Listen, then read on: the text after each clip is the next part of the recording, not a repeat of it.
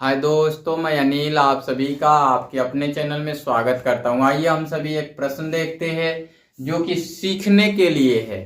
इसका डायरेक्ट उत्तर आप बता सकते हैं, ऐसा नहीं है कि नहीं बता सकते, लेकिन मुझे कुछ सिखाना है आपको, इसलिए मैंने ये लिखा है। कहता है एक सिक्के को उछालने पर संभव परिणामों की कुल संख्या है ना। कहता है कि इन टॉसिंग ऑफ वन क्वाइंस, है ना, sorry one coin the total number of possible outcomes, या लिख सकते हैं कि क्या इसमें कितने परिणाम होंगे, कितने नहीं होंगे, है ना। सबको समझ आ रहा है? कोई दिक्कत हो तो बताना। अब मैं आप सभी को एक बात बताऊं कि ये जो हैं ये डायरेक्ट उत्तर करने वाले प्रश्न हैं, इसमें कुछ सीखना नहीं होता है, लेकिन इसके बाद कुछ सीखना है, इसके लिए मैंने लिखा है ना। तो देखो यहां पे कुल परिणाम तो दो होंगे, क्योंकि एक सिक्का होता है उस पे दो परिणाम होते हैं, या तो हेड या तो टेल, या तो हेड या तो टेल, दो ही परिणाम होते हैं। हेड होंगे या तो टेल होंगे, है ना, यही होंगे। तो एक परिणाम ये और दूसरा परिणाम ये, यही होगा। तो total number of sample space, है ना, नंबर ऑफ सैंपल स्पेस पूछा हुआ है, ये पूछा हुआ है, तो ये दो होंगे।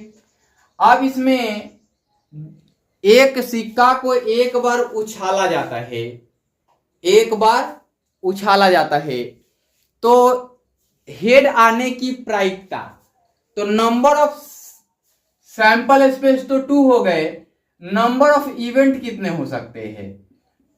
तो नंबर ऑफ इवेंट्स, एक सिक्के पर एक ही बार है तो नंबर ऑफ इवेंट्स एक हो गए। तो नंबर ऑफ प्रोबेबिलिटी क्या होगा, है ना, प्रोबेबिलिटी का नंबर क्या होगा, प्रोबेबिलिटी ऑफ इवेंट, है ना, या नंबर ऑफ इवेंट का प्रोबेबिलिटी क्या होगा, ऐसा लिख सकते हैं। ये तीन डाटा मिलेंगे आपको अगर इसमें कुछ चेंज किया जाए। इसमें तो केवल परिणाम पूछा है, संभव परिणाम, तो नंबर ऑफ सैंपल स्पेस जो मिलेंगे यही मिलेंगे। लेकिन अगर पूछ दे कि हेड आने की प्रायिकता क्या है, तो हेड कितने बार आएंगे? एक बार आएंगे, तो नंबर ऑफ इवेंट जो होगा एक बार होगा। प्रोबेबिलिटी ऑफ इवेंट निकालने के लिए probability of event is equal to number of event upon में नंबर ऑफ सैंपल स्पेस, तो ये हो जाएगा 1/2 probability of event of head, है ना। यहाँ पे हेड कर सकते हैं, हेड कर सकते हैं, तो ये 1/2 आ जाएगा। वैसे ही टेल के लिए पूछेगा तो यहां पे number of event of head, number of event of tail के लिए तो ये भी एक होगा, और उसकी प्रोबेबिलिटी ऑफ इवेंट भी जो होगी 1/2 होगी। ये सबको समझ में आया? देखो ये वाला कुल परिणाम संभव परिणाम है, ये NS NE क्यों लिखता हूं मैं कि आगे की पढ़ाई में यही मिलना है, अन्यथा लिखेंगे कि वास्तविक परिणाम और कुल परिणाम का अनुपात प्रायिकता मिल जाता है। ये आपके 9th के लेवल का है, तो मैं आपको 9th में ही समेटना नहीं चाहता हूं, क्योंकि आप देखो कोई भी आगे का एग्जाम का विजन जो होता है वो आप देखना, आपके तो NCERT और बिहार बोर्ड के बुक में ऐसा नहीं है।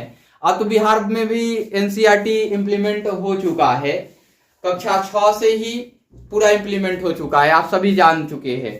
लेकिन अब आप जैसे ही कोई स्टैंडर्ड बुक पढ़ेंगे, जैसे पियर्सन का पढ़ेंगे, या आप RD शर्मा जी का बुक पढ़ेंगे, या आप RS अग्रवाल जी का बुक पढ़ेंगे, ML अग्रवाल जी का बुक पढ़ेंगे, तो उसमें आप पाएंगे कि अलग अलग राइटर महोदय ने क्या क्या लिखा है। उनका विजन ही अलग है, बिल्कुल अलग, बिल्कुल कुछ एक्स्ट्रा सिखा देने का, आप उस लेवल तक पहुंचा देने का जहां तक आपको पहुंचना चाहिए। तो मैं भी कोशिश कर रहा हूं कि धीरे धीरे आप लोगों को उस लेवल तक पहुंचाऊं, है ना। ये चीज ध्यान रखना होगा। बाकी इस वीडियो में इतना ही रहते हैं, फिर मिलते हैं अगले वीडियो में। Bye bye, take care.